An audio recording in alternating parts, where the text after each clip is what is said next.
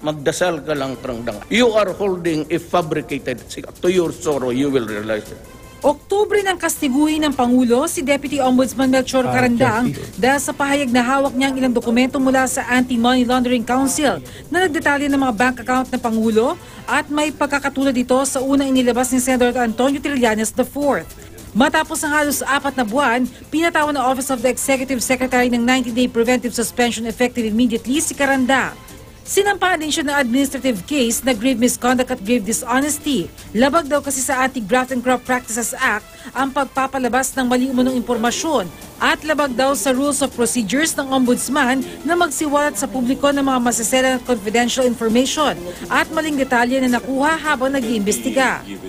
They have found probable cause to charge him and he was ordered to file an answer within 10 days. Aksyon yan sa reklamong inihain ni na Attorney Manolito Luna at Attorney Eligio Malyari sa Office of the Executive Secretary.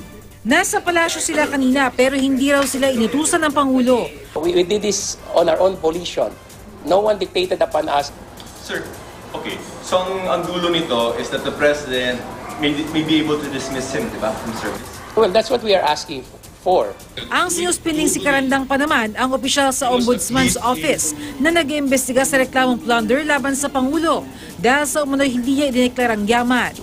Ang tanong ngayon, may kapangyarihan ba ang Pangulo na disiplinahin ng isang Deputy Ombudsman tulad ni Carandang na nasa opisina ng Ombudsman na isang independent na constitutional body? Iginiit na Malacanang, meron. Binanggit ni Roque ang nasa Article 11 Section 2 ng Konstitusyon. Doon nakalagay na impeachment lang ang pwedeng magpatanggal sa presidente, vice-presidente, mga miyembro ng Supreme Court, mga Constitutional Commission at ang Ombudsman.